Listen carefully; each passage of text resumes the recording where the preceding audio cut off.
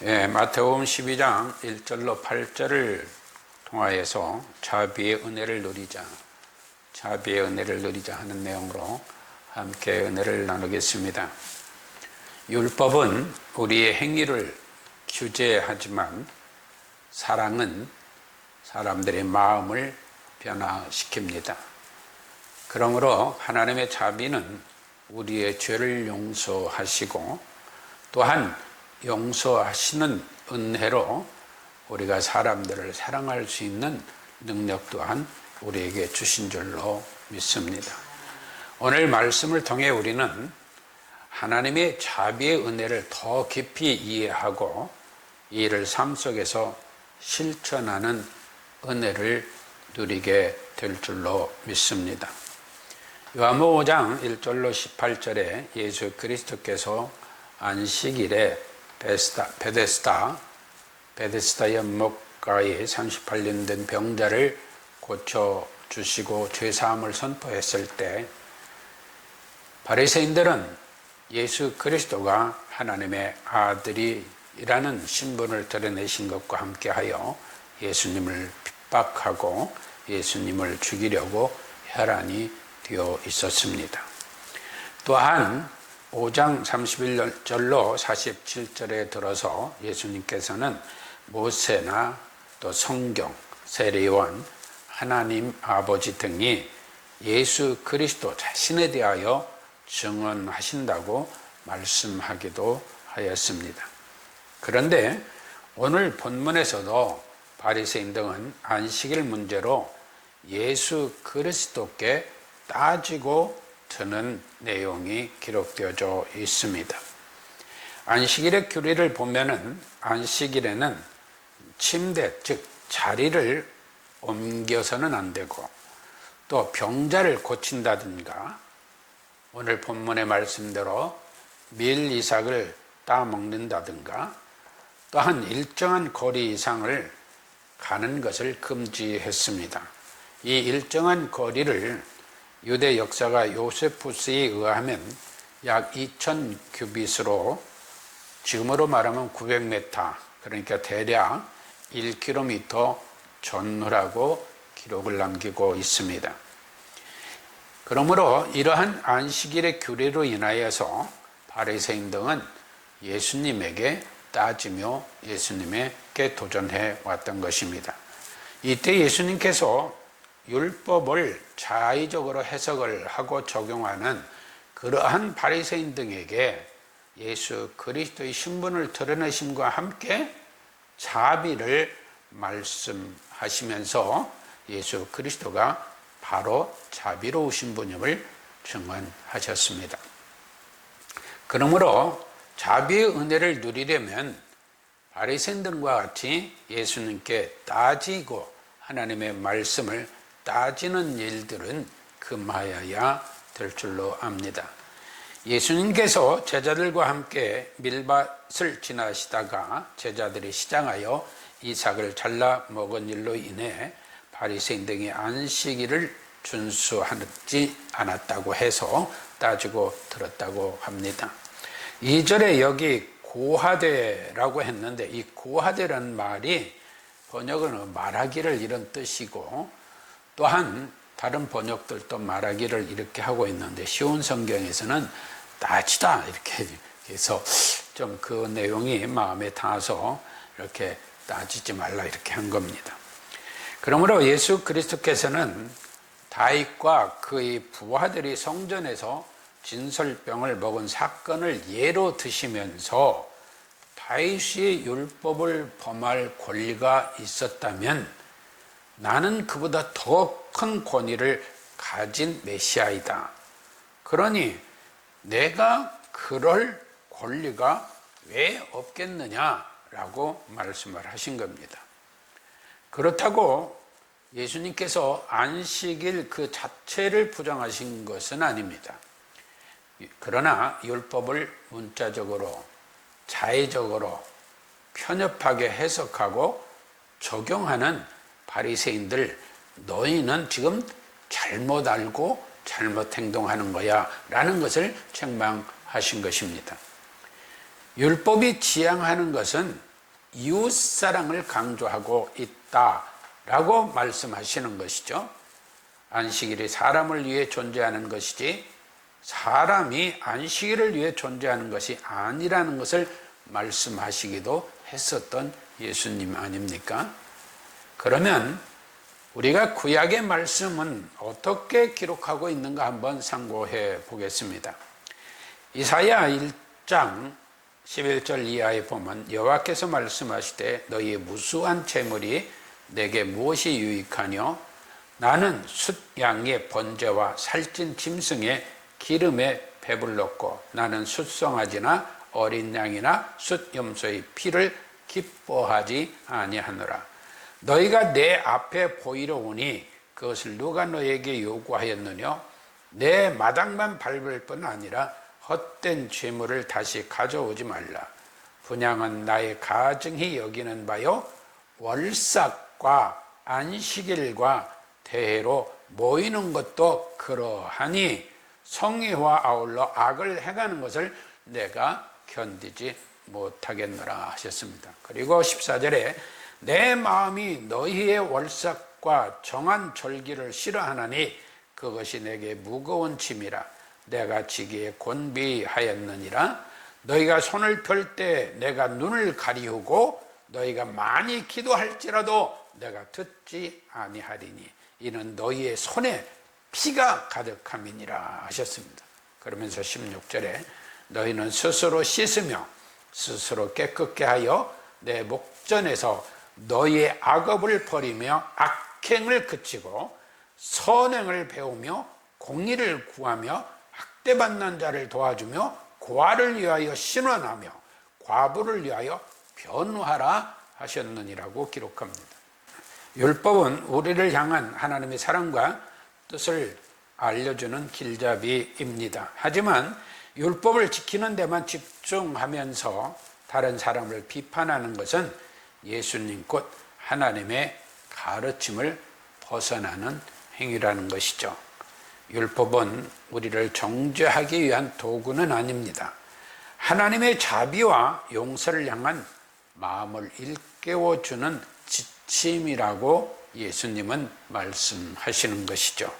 그러므로 우리가 자비의 은혜를 누리려면 사람들을 정죄하지 않아야 합니다.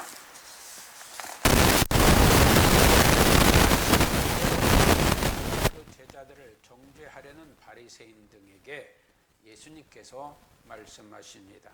내가 너희에게 이르노니 성전보다 더 큰 이가 여기 있느니라. 나는 자비를 원하고 제사를 원치 아니하노라 하신 뜻을 너희가 알았다면 무죄한 자를 죄로 정치 아니하였으리라. 인자는 안식일의 주인이니라 라고 말씀하십니다. 성경에는 자비와 긍휼 등이 교차적으로 증거되고 있으며 나아가 인내의 의한, 즉 인내라는 말씀도 함께 담아내고 있음을 우리는 알아야 합니다.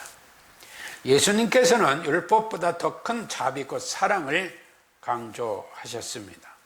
사랑은 율법을 초월하는 힘을 가지며 모든 사람을 포용하는 품는 마음을 가지게 합니다.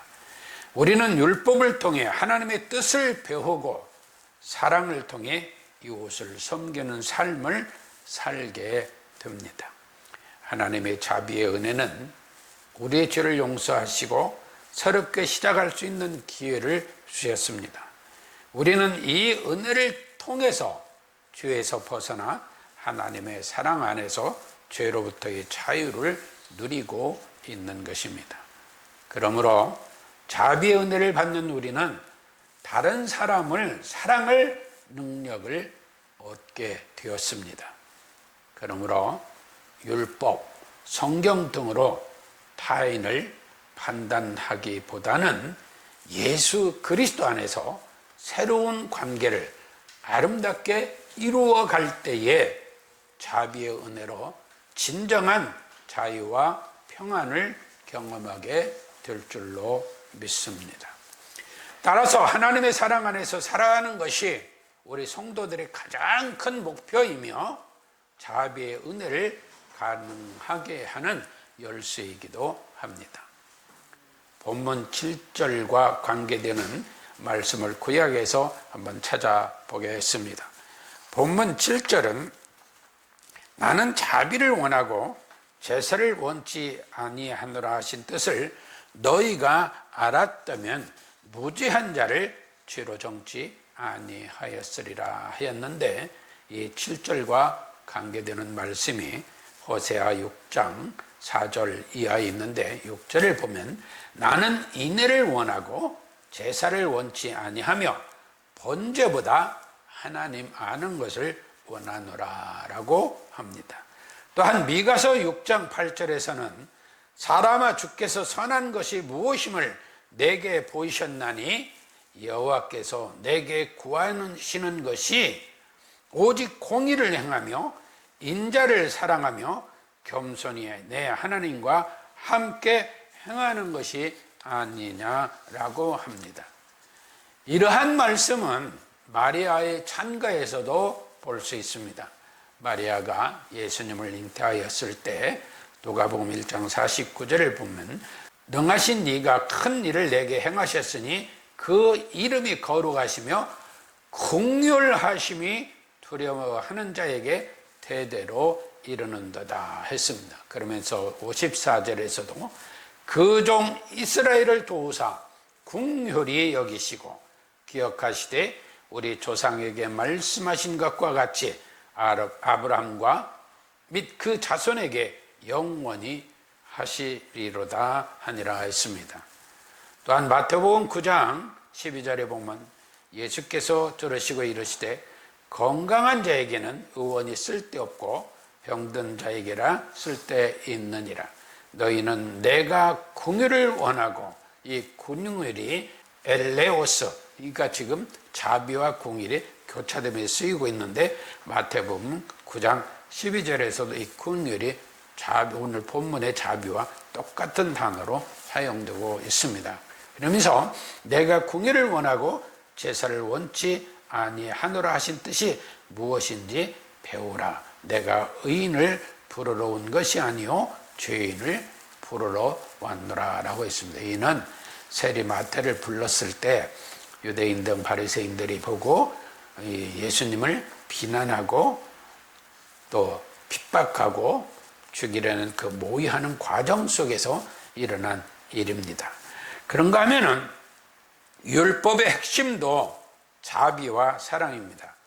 율법을 지키는 것도 결국은 하나님을 사랑하고 이웃을 사랑하는 데 있습니다. 우리도 때로는 율법에 매여서 바리새인 등과 같이 판단하고 정죄하는 경우를 종종 보게 됩니다. 그러한 행위는 예수 그리스도의 말씀에 대적하는 것이고 하나님의 사랑인 자비와 긍휼과 인애 등에서 이탈하는 행위가 아닌가 생각해 봅니다. 율법이나 하나님의 말씀의 궁극적 목표는 예수 그리스도께서 우리를 사랑하신 것 같이 우리도 이웃을 사랑해야 한다는 것입니다. 그런데 바리새인 등과 같이 자신의 신앙을 앞세워 마구 판단하는 이들이 있는데, 이는 하나님의 말씀을 거역하는 것이며 예수 그리스도의 대적자가 될 수 있음도 잊지 않아야 합니다. 특히 예수님이 안식일의 주인이라고 하신 말씀은 예수 그리스도가 율법의 완성자이며 구세주임을 증언하신 것입니다. 예수님의 이러한 말씀은 오직 그리스도 안에서만 안식이 있으며, 안식일은 단순히 남을 판단하고 정죄하기 위한 규칙이 아니라 하나님과의 관계, 교제, 교통, 평안, 구원을 이루는 그러한 모든 것을 포함하고 있는 것임을 잊지 않아야 합니다. 또한 인자로우신 예수 그리스도는 성자 하나님이시며 율법을 제정하신 분입니다. 그러므로 안식일은 창조가 완성되었다는 선포이며, 예수님은 창조주로서 안식일을 만드시고 율법을 명하신 창조주이심을 증언하는 것입니다. 또한 예수님은 율법을 폐하러 오신 분이 아니라 완성하러 오신 분입니다. 그러므로 사도 바울은 갈라디아서 4장 10절에서 이렇게 증거합니다. 너희가 날과 달과 절기와 해를 삼가 지키니 내가 너희를 위하여 수고한 것이 헛될까 두려워하노라 했습니다. 그러므로 우리도 안식일, 절기 등 율법은 물론 성경 해석과 적용에 있어서 자의적이고 편협한 사고로 해석하고 적용하는 일이 없도록 성령 하나님의 도우심을 기도해야 합니다. 요한일서 4장 7절은 이렇게 기록합니다. 사랑하는 자들아, 우리가 서로 사랑하자. 사랑은 하나님께 속한 것이니 사랑하는 자마다 하나님께로 나서 하나님을 알고 사랑하지 아니하는 자는 하나님을 알지 못하나니 이는 하나님은 사랑이심이니라. 하나님의 사랑이 우리에게 이렇게 나타난 바 되었으니 하나님이 자기의 독생자를 세상에 보내심은 저로 말미암아 우리를 살리려 하심이니라. 사랑은 여기 있으니 우리가 하나님을 사랑한 것이 아니요 오직 하나님이 우리를 사랑하사 우리 죄를 위하여 화목제로 그 아들을 보내셨습니다. 사랑하는 자들아, 하나님이 이같이 우리를 사랑하셨은즉 우리도 서로 사랑하자. 어느 때나 하나님을 본 사람이 없으되 만일 우리가 서로 사랑하면 하나님이 우리 안에 거하시고 그의 사랑이 우리 안에 온전히 이루느니라. 그의 성령을 우리에게 주심으로 우리가 그 안에 거하고 그가 우리 안에 거하시는 줄을 아느니라 했습니다. 그런가 하면 요한복음 13장 31절에서 예수님께서 가룟 유다가 나간 뒤에 말씀하십니다. 인자가 영광을 얻었고 하나님도 인자를 인하여 영광을 얻으셨도다. 만일 하나님이 저 곧 인자로 인하여 영광을 얻었으면 하나님도 자기로 인하여 저 곧 인자에게 영광을 주시리니 곧 주시리라 했습니다. 소자들아, 내가 아직 잠시 너희와 함께 있겠노라. 너희가 나를 찾을 터이나 그러나 일찍 내가 유대인들에게 너희는 나의 가는 곳에 올 수 없다고 말하는 것과 같이 지금 너희에게도 이르노라 하시면서 34절에 새 계명을 너희에게 주노니 서로 사랑하라. 내가 너희를 사랑한 것 같이 너희도 서로 사랑하라. 너희가 서로 사랑하면 이로써 모든 사람이 너희가 내 제자인 줄 알리라고 말씀하셨습니다. 예수 그리스도께서 안식일의 주인이라고 하신 것은 예수 그리스도께서 신성의 권위를 드러내시며 인자로 오시어 율법과 안식일의 참된 목적을 성취하시는 분이심을 말씀합니다. 그러므로 율법, 성경 등으로 함부로 남을 판단하고 정죄하는 일에 주의해야 합니다. 오직 자비와 긍휼, 인애하신 예수 그리스도를 믿음으로 이 땅 곧 이 세상에서도 하나님 나라의 백성으로 살아야 합니다.